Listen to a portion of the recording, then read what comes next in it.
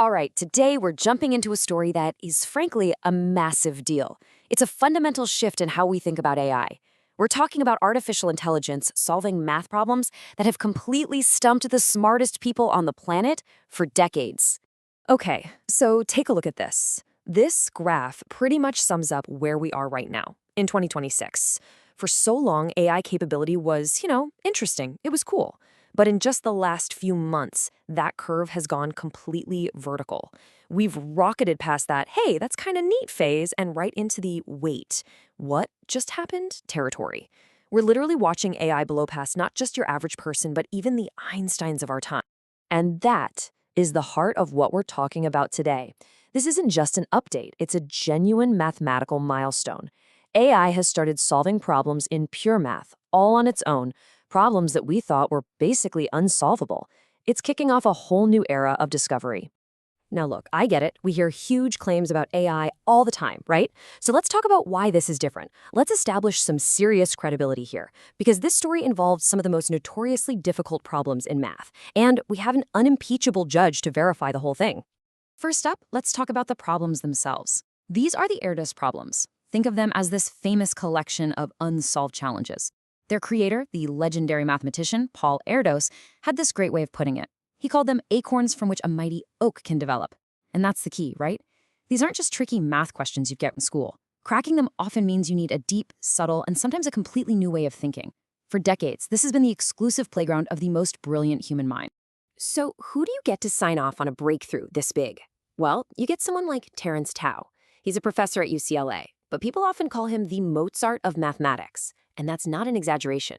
This is a guy who was taking university-level math when he was 9 years old.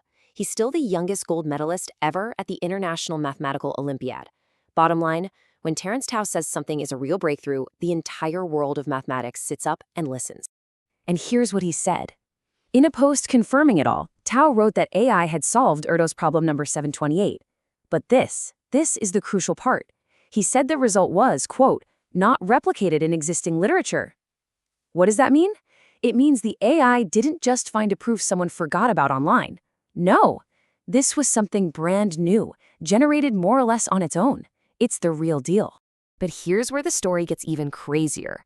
The solution to that one problem, it wasn't a one-off thing. It was like the first drop of rain right before the storm hits. It was the sign that the floodgates of discovery were about to swing wide open. Just look at this timeline. Look at how fast this all happened. In late 2025, we start seeing AI models get partial solutions. Okay, interesting. Then, December 11th, GPT-5.2 comes out. Just a few weeks later, January 7th, 2026, bam, the first fully autonomous solution. And then, just a few days after that, another problem gets cracked by a researcher who was just, prompting the new model. This isn't slow, steady progress. This is an explosion. Let me put it another way. In the span of just a few weeks, we saw 4 of these major mathematical problems either solved or confirmed to be solved by AI. 4. The pace is it's unbelievable. Neil Soma, he's the researcher who solved one of those problems over a weekend, basically. And he put it perfectly. He said, many open problems are sitting there waiting for someone to prompt ChatGPT to solve them. Just stop and think about that for a second. Problems that have fought off the best human minds for 50 years might now just be a good prompt away from being solved. The entire game has changed. Okay, so a bunch of super hard math problems got solved. Why should you care if you're not a mathematician? Well, because what's happening here is about to ripple out and change, pretty much everything. Let's call it the Moneyball effect. You probably remember the movie Moneyball, right?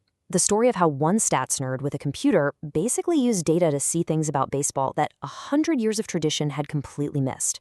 He used quantitative analysis, just math really, to turn the entire sport upside down. And this isn't just a baseball thing. This exact same effect has already completely transformed a ton of other industries. We're talking about quants, quantitative analysts, remaking finance with algorithmic trading. They figured out logistics, discovering wild things like delivery trucks should almost never turn left to save time and fuel. They've revolutionized advertising, political campaigns, even farming, all by using math to find these non-obvious, much better solutions. So that brings us to the big question, the really crucial one.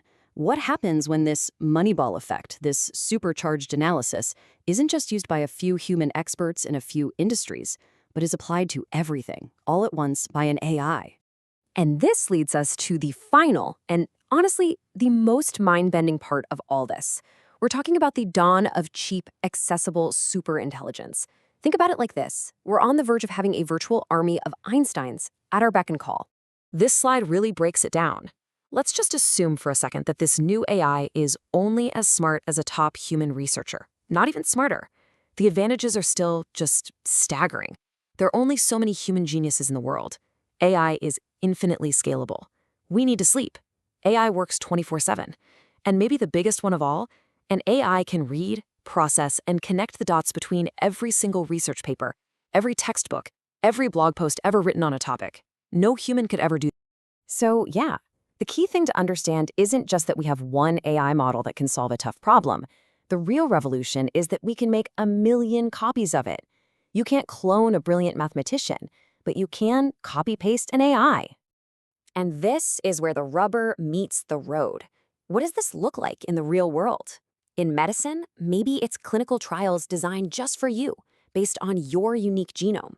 For infrastructure, it could mean hyper-efficient designs for buildings, power grids, cars, you name it. It could even disrupt fields like law, analyzing lawsuits for risk and return on investment just like they were stocks. The core idea is this: cheap, scalable intelligence, making every single man-made object and process better. Which leaves us with one last massive question to think about. We've seen what just a handful of human geniuses, your Newtons, your Einsteins, have done throughout history. They fundamentally changed civilization. So, what happens when we're not talking about a handful? What happens when we can unleash millions?